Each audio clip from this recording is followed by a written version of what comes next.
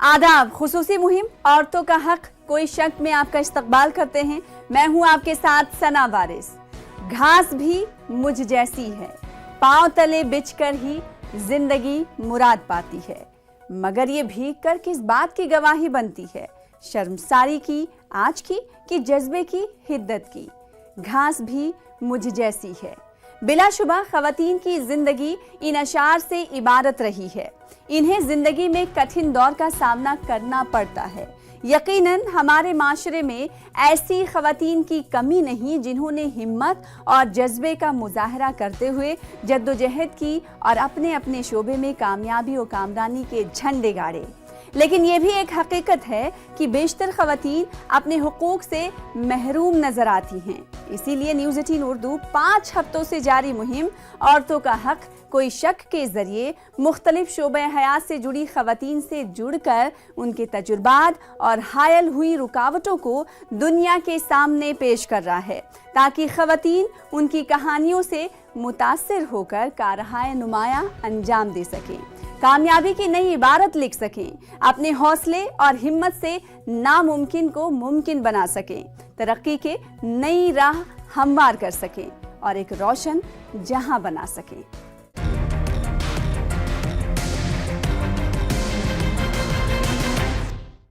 जम्मू कश्मीर का Gulmarg literary festival अदीबों से गुलजार रहा। गुलमर्ग लिटरेरी फेस्टिवल में कश्मीरी अदब, तहजीब और सकाफत से जुड़ी कई खवातीन ने शिरकत की। खवातीन उदबा ने अपने तजुर्बात को लोगों के सामने पेश किया।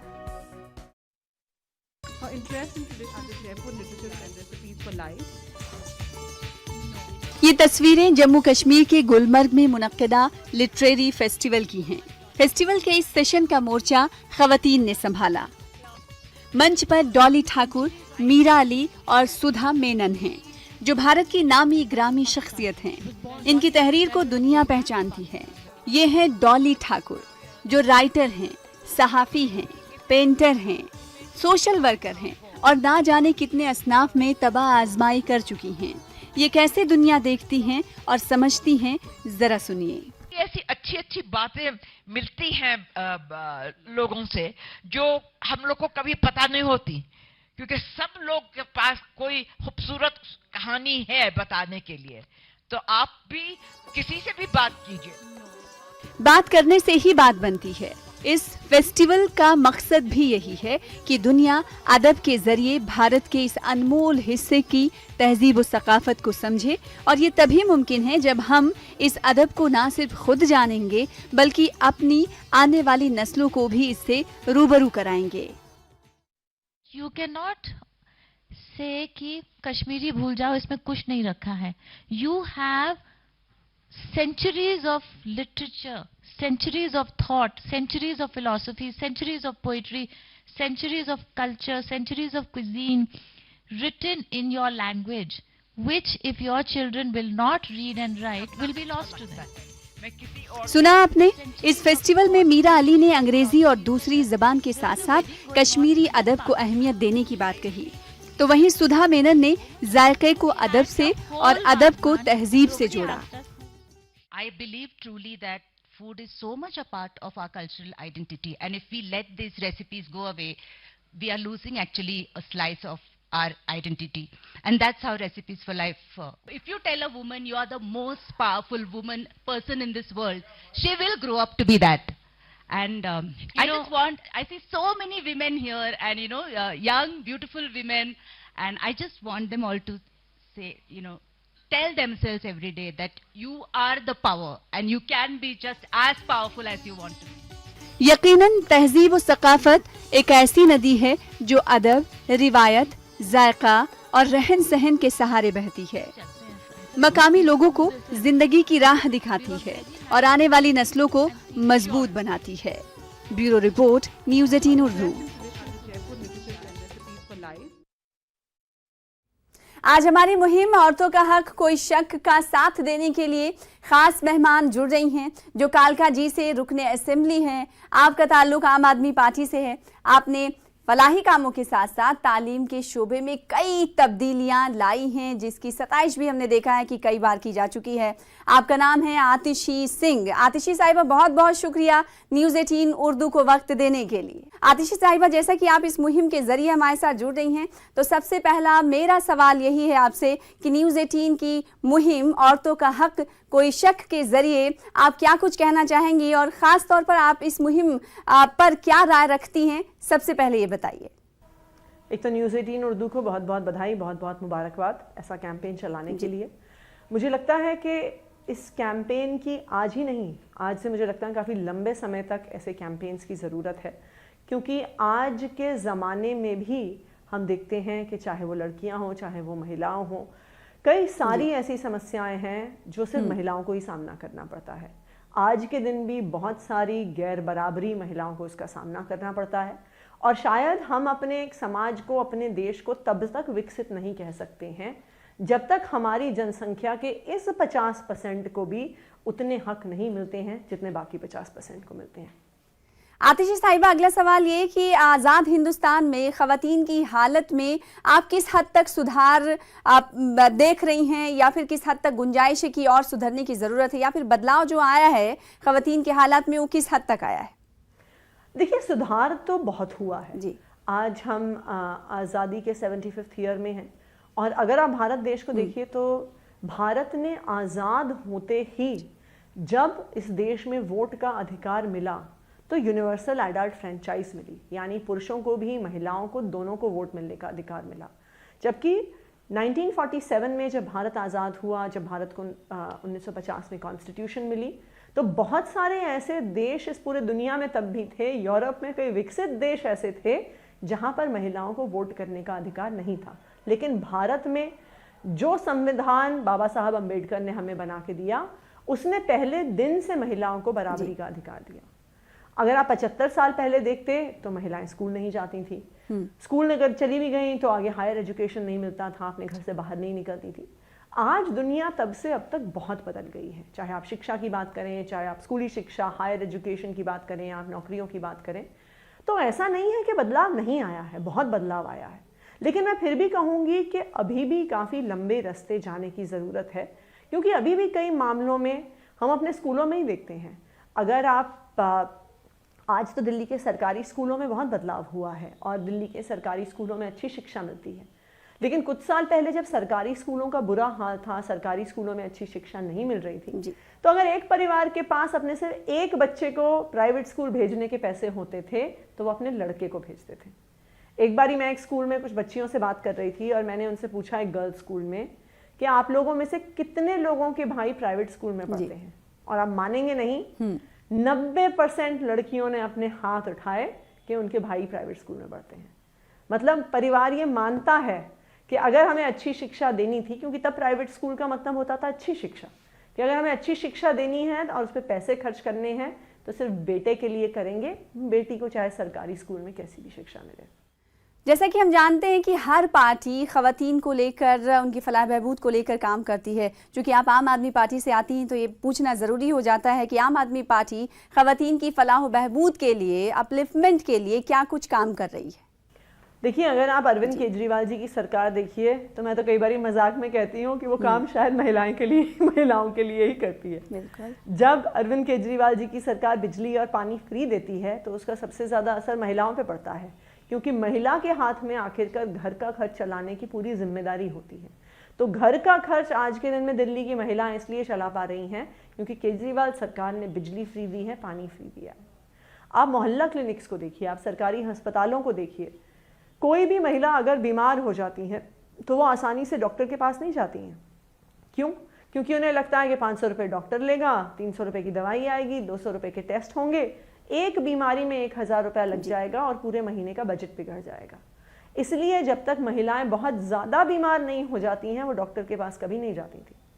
आज मोहल्ला क्लिनिक में डॉक्टर फ्री, दवाई फ्री, टेस्ट फ्री, और यही कारण है कि 70% फुटफॉल मोहल्ला क्लिनिक्स में महिलाओं का है। जब से अरविंद केजरीवाल जी की सरकार ने महिलाओं के लिए बस टिकट फ्री किया है, एक महिला को अपने घर से बाहर निकलने के लिए, कहीं पे भी जाने के लिए ना अपने बेटे से, ना अपने पति से, ना अपने पिता से आज पैसे मांगने की ज़रूरत है। तो महिलाओं को इंडिपेंडेंस मिली है। आज लड़कियां दूर दूर तक भी कॉलेज जा सकती हैं क्योंकि कॉलेज जाना फ्री है। आज लड़कियां दूर नौकरियां करने के बारे में सोच सकती हैं क्योंकि बस का किराया फ्री है। ये सब अरविंद केजरीवाल जी की सरकार ने किया है। आतिशी साहिबा, आपने कहा कि खवातीन को लेकर, उनकी सेफ्टी सिक्योरिटी को लेकर आम आदमी पार्टी ने बहुत काम किए हैं जो ज़मीनी हकीकत बयान करते हैं और ज़मीन पर दिखते भी हैं, लेकिन मौजूदा वक्त में ये हकीकत है और ये सवाल लाजमी है कि आम आदमी पार्टी की कैबिनेट में कोई भी मिनिस्टर नहीं है। इसकी वजह क्या है? लेकिन अगर आप अरविंद केजरीवाल की सरकार को देखिए, अगर आप आम आदमी पार्टी को देखिए, तो ये अरविंद केजरीवाल जी की ही सरकार है जिसमें जो महिला विधायक हैं, जो महिला नेता हैं, वो अपने दम पे राजनीति करती हैं। चाहे मैं अपने आप को देखूं, चाहे मैं आम आदमी पार्टी की और विधायिकाओं को देखूं, चाहे राखी बिरलान हो, चाहे वंदना कुमारी जी हो, ये विधायक इसलिए नहीं है क्योंकि उनके पति राजनीति में थे, उनके पिता राजनीति में थे, उनके दादा या नाना राजनीति में थे, या वो कोई ऐसे अमीर घराने से आती हैं जो शौकिया राजनीति कर रही हैं। आम आदमी पार्टी की सारी महिलाएं नेता खुद सामाजिक कार्यकर्ता रही हैं, खुद एक पॉलिटिकल एक्टिविस्ट हैं, और मुझे नहीं लगता कि इस पूरे देश में कोई और ऐसी पार्टी होगी जिसमें महिलाएं अपने दम पर, अपने काम के दम पर, बिना किसी पॉलिटिकल बैकिंग के, बिना किसी फाइनेंशियल बैकिंग के इतनी संख्या में आगे आई हैं। न्यूज़ 18 उर्दू अपनी मुहिम के जरिए मुख्तलिफ शोबे से जुड़ी खवातीन से आतिशी साहिबा बातचीत कर रहा है और उनके तजुर्बात को दुनिया के सामने पेश कर रहा है। तो मेरा सवाल ये, क्योंकि आप सियासत से आती हैं, तो सियासत में भी क्या खवातीन को चैलेंजेस का, चुनौतियों का सामना करना पड़ता है? देखिए, ये तो जब हम एक गैर बराबरी वाले समाज में रहते हैं तो कोई भी जो पिछड़ा हुआ तबका है जब सामने आता है तो उसको कई समस्याओं का समाधान करना पड़ता है, सामना करना पड़ता है। आप महिलाओं को देखिए तो महिलाओं को राजनीति तो बहुत दूर की बात है, अच्छी अच्छी नौकरियां करने के लिए महिलाओं को बहुत मुश्किलों का सामना करना पड़ता है। मेरे साथ ही अनेकों लोग कॉलेज में पढ़ते थे। अच्छे करियर्स में जाने के लिए भी उनको सोचना पड़ता है कि किस उम्र पे शादी करें, किस उम्र पे बच्चे पैदा करें। अगर जल्दी बच्चे हो गए तो हमारी प्रमोशन रुक जाएगी, हम अपनी कंपनी में पार्टनर नहीं बन पाएंगे, हम अपनी कंपनी में वाइस प्रेसिडेंट नहीं बन पाएंगे। आज भी हमारा समाज महिलाओं को आगे बढ़ने से रोकने के लिए कई बाधाएं चाहे अनचाहे में खड़ी करता है। राजनीति तो फिर भी बहुत उससे बहुत ज़्यादा मुश्किल एक फील्ड है जहाँ पे 24 घंटे काम करना पड़ता है, पब्लिक के बीचों बीच काम करना पड़ता है। तो स्वाभाविक बात है कि महिलाओं के लिए कुछ दिक्कत तो होती है, लेकिन मेरा मानना है कि अगर समाज में ये गैर बराबरी ना होती तो हम जैसे लोगों को पॉलिटिक्स में आने की ज़रूरत ही नहीं होती। हम भी अपनी कंफर्टेबल नौकरियां कर रहे होते, पैसे कमा रहे होते। इन्हीं सब गैर बराबरियों को ख़त्म करने के लिए आज चाहे मैं हूँ, चाहे आम आदमी पार्टी में और लोग हैं, इसीलिए हम राजनीति में आए भी हैं। आतिशी साहिबा, ये भी हकीकत है कि शादीशुदा जो ख़वातीन होती हैं नौकरी के लिए जब पहुंचती हैं तो समाज उन्हें नौकरी देने से कतराता है। ये सोच अभी है, ये हकीकत है, इसे एक्सेप्ट करना पड़ेगा हम सबको। अब सवाल ये उठता है कि इस सोच से कैसे समाज बाहर आएगा और कब आएगा? देखिए, ये सच्चाई है, ये हमारे देश की सच्चाई है कि आज भी नौकरियां देने के बारे में लोग सोचते हैं, और इसलिए मुझे लगता है कि इन सब चीज़ों को पॉलिसी के लेवल पे ही हमें चेंज करना पड़ेगा। मुझे लगता है कि सरकार की इकोनॉमिक पॉलिसीज़ ऐसी होनी पड़ेंगी कि जो कंपनियां ज़्यादा महिलाओं को एम्प्लॉय करती हैं उनको कुछ टैक्स ब्रेक्स मिलने चाहिए, उनको कुछ टैक्स बेनिफिट्स मिलने चाहिए, क्योंकि इन्हीं सब कदमों के साथ मेरा ये मानना है कि हम और महिलाओं को वर्कफोर्स में लेके आ सकते हैं। आतिशी साहिबा, बहुत बहुत शुक्रिया न्यूज़ 18 उर्दू को वक्त देने के लिए। तो आम आदमी पार्टी की रुकने असेंबली आतिशी साहिबा हमारे साथ कुछ देर पहले थी, जिनके तजुर्बात को हमने आपके सामने पेश किया। और अब इस मुहिम का साथ देने के लिए एक और ख़ास मेहमान मुंबई से जुड़ रही हैं। आप IAS अफसर हैं, इस वक्त मुंबई सब अर्बन डिस्ट्रिक्ट में कलेक्टर के तौर पर तैनात हैं। बहुत बहुत शुक्रिया न्यूज़ 18 उर्दू को वक्त देने के लिए निधि चौधरी साहिबा। चूँकि आप इस मुहिम के जरिए हमारे साथ जुड़ रही हैं जिसका नाम है औरतों का हक कोई शक, तो सबसे पहले आपके ख्यालात इस मुहिम के हवाले से हम जानना चाहेंगे। खवातीन का हक कोई शक, ये मुहिम जो न्यूज़ 18 ने शुरू की है, ये निश्चित तौर पे बहुत ही काबिल तारीफ मुहिम है। औरतों का हक जो है मूलभूत फंडामेंटल राइट से जुड़े हुए इश्यूज को लेकर औरतों की लड़ाई आज भी हमारे मुल्क में और दुनिया भर के बहुत सारे मुल्कों में जारी है। इस देश की महिलाएं, इस देश की बेटियां, इस देश की जी। बहनें basic fundamental rights, right to education, right to employment, right to live with dignity, इसके लिए लड़ रही है। और इस मामले में आपने ये जो मुहिम शुरू की है, ये बहुत ही काबिल तारीफ है। निधि साहिबा, बताइएगा कि चूंकि आप सिविल सर्विस से आती हैं, तो क्या सिविल सर्विसेज में भी खवातीन को चुनौतियों का सामना करना पड़ता है? मैं इस मामले में एकदम कैंडिड ओपिनियन देना चाहूंगी। भारतीय सिविल सेवा में पिछले कई सालों से महिलाएं आ रही है। इंडियन पुलिस सर्विस में कंचन चौधरी भट्टाचार्य मैम थी, या एना जॉर्ज मैम थी जो आईएएस में सबसे पहले आई। इस तरह कई सालों का इतिहास है। काफी महिलाएं लगातार सिविल सर्विसेज में आ रही हैं। आज महिलाओं की उपस्थिति लगभग 16% के आसपास है। बावजूद इसके कुछ चुनौतियां स्वाभाविक है, क्योंकि हमारा देश अभी भी एक ऐसे स्टेज पे नहीं है जहां ये माना जाए व्यवस्था के द्वारा, सिस्टम के द्वारा, कि महिलाएं चुनौतीपूर्ण कार्य संभाल सकती है। जब हम सिविल सर्विसेज की बात करते हैं किसी भी और दूसरी प्राइवेट अनऑर्गेनाइज सेक्टर की सर्विस की तुलना में, यहाँ हम बेसिकली 365 into 24/7 जनता की सेवा से बंधे हुए हैं। कहीं ना कहीं ये मानसिकता में है, क्योंकि जब मुझे भी ये इतनी चुनौतियां आई तो कई बार मुझे ये सुनने को मिलता था कि महिला होकर भी आप बहुत अच्छा काम कर रही हैं। और मैं हमेशा मजाक में ये कहती थी कि मैं महिला हूँ इसीलिए अच्छा काम कर रही हूँ। आधी आबादी को बराबर के हुकूक दिलाने की बातें होती रही हैं और वो बात आकर रिजर्वेशन पर टिक जाती है। तो क्या एक आईएएस अफसर रिजर्वेशन के हक में है? क्या होना चाहिए रिजर्वेशन खवातीन के लिए हर सेक्टर में? फिलहाल सारी चीजें पैरेलल नहीं आई है। हमारे देश की अगर हम पार्लियामेंट की बात करें या सिविल सर्विसेज की बात करें, पुलिस सर्विसेज की, डिफेंस सर्विसेज की, तो इनमें महिलाओं का प्रतिनिधित्व बहुत कम है, बहुत कम। बैंकिंग सेक्टर है जिसमें काफी अच्छा रिप्रेजेंटेशन होने लगा है इन दिनों में। कॉर्पोरेट सेक्टर में काफी रिप्रेजेंटेशन हो रहा है, लेकिन कुछ जो, जैसे आपने कहा, मुख्तलिफ क्षेत्रों में महिलाओं को रिजर्वेशन की जरूरत है क्या? मुझे लगता है अगर हम सच में चाहते हैं, क्योंकि जब एक महिला बदलती है या एक महिला को एक डिसीजन मेकिंग पावर मिलती है, तो वो सिर्फ महिला नहीं बदलती है, एक्चुअली उसका पूरा परिवार और उसके आसपास का सारा समाज बदलता है। निधि चौधरी साहिबा, जैसे कि हम जानते हैं कि खवातीन हर शोबे में कामयाबी के झंडे गाड़ रही हैं, और जब समाज उनकी तारीफ करता है तो कहीं ना कहीं वो कहता है कि मेरी बेटी बेटी जैसी है। तो क्या आपको नहीं लगता कि इस सोच को भी बदलने की जरूरत है? अब वक्त आ गया है। मेरे पापा भी अक्सर ये कहा करते थे और मैं हर बार उनको बहुत नाराज होकर कहती थी, I am good to be a daughter. And लेकिन वो मुझे ये भी कहते थे कि उन्होंने मुझे जब मैं कॉलेज वगैरह में हुआ करती थी तब एक कोट सुनाते थे वो, कि नारी कल भी भारी थी, नारी आज भी भारी है, पुरुष कल भी आभारी था, पुरुष आज भी आभारी है। So I hope the way he believed in the fact that man is indebted to women, although I believe in equality, but somewhere definitely we need to understand the role that women play in the preservation of the entire civilization, human civilization, and that way I believe that बेटी बेटी है ये बहुत बड़ी बात है, और वो क्या बात है, बहुत अच्छा कर सकती है। बहुत बहुत शुक्रिया निधि चौधरी साहिबा, न्यूज़ 18 उर्दू की आवाज में आवाज मिलाने के लिए और वक्त देने के लिए।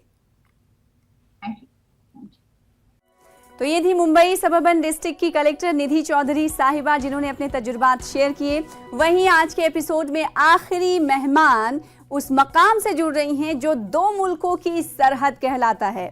हिंदू पाक के सरहदी गांव बोगदांग नुब्रा लद्दाख से एक मारूफ गुलकारा शीरीन फातिमा बल्ती हमारी मुहिम औरतों का हक कोई शक का साथ दे रही हैं। तो टीवी स्क्रीन पर आप इस वक्त शीरीन फातिमा साहिबा को देख रहे हैं जो बल्ती ज़बान में गाती हैं। शीरीन फातिमा साहिबा बल्ती इलाके में हैं और इतनी दूर है, मुश्किल पहाड़ी सरहदी इलाका है। हम ये जानना चाहते हैं कि इस इलाके के समाजी मसाइल क्या दूसरी इलाकों में रहने वाली ख़वातीन से मुख्तलिफ है? अगर है, अगर उनमें फ़र्क है तो क्या है? जी, बहुत फ़र्क लगते हैं यहाँ की ख़वातीन या जैसे कि शहरों की ख़वातीन में, क्योंकि शहरों की ख़वातीन बहुत ऐसा कुछ देखते हैं कि वो लोग सब कुछ उनको समझ होते हैं कि ये गलत करना है, ये होगा, ये वो होगा। तो गांव की जो ख़वातीन है वो उनको इंडिपेंडेंट, उनको आज़ादी बिल्कुल नहीं मिलते यहाँ पर। हर जगह यही है कि गाँवों की लड़कियों के साथ हमेशा सलूक अच्छा नहीं होता है, क्योंकि जब कोई लड़की आगे बढ़ना चाहती है तो उनको बढ़ने नहीं देती है। क्योंकि मैं ये नहीं कह रही हूँ कि मैं गाना गाती हूँ तो वो सब भी गाना गाए। मैं ये नहीं कह रही हूँ कि मेरी छोटी बहन डांस करती है तो मैं उनको बोलूँ कि आप भी डांस करो। तो ये नहीं है कि हर औरतों में एक अलग टैलेंट होता है, तो वो टैलेंट आगे बढ़ाने के लिए उनको पीछे से बैक सपोर्ट नहीं मिलते, इसी वजह से वो लोग हमेशा पीछे रहते हैं। तो जी बहुत फ़र्क रहता है, क्योंकि अगर कोई लड़की सामने आके बोले कि हाँ मुझे ये करनी है, मुझे ये करना है, वो करना है, मुझे डॉक्टर बनना है, या जैसे कि मुझे बहुत क्रिकेट में जाना है, या जैसे कि मुझे गेम्स में वो करना है, तो यहाँ पर ऐसे रोकने वाले पीछे से बहुत लोग होते हैं। शिरीन फातिमा साहिबा, आपको क्या लगता है कि आपके इलाके की ख़वातीन को अगर बाइख्तियार करना है तो किन किन चीज़ों का ख़ास ख्याल रखना होगा?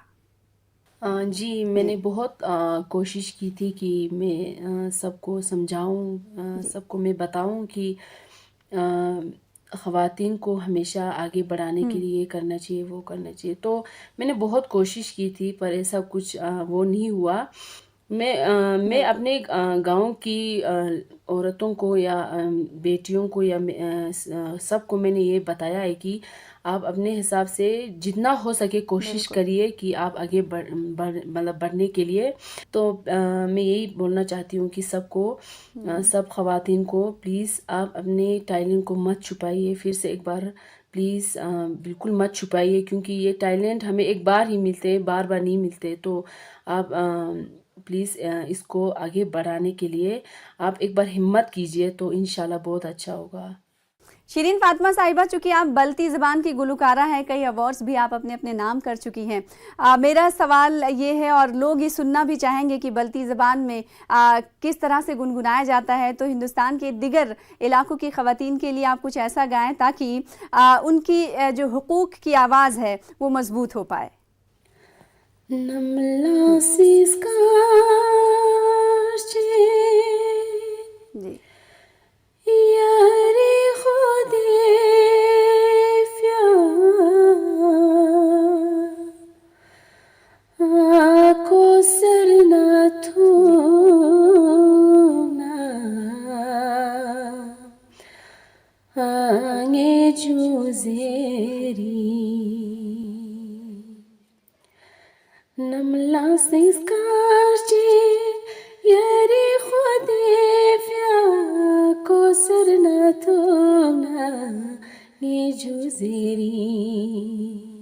Zanga pola se mi crunchi me ka grup shu se fiofi ya luzeri.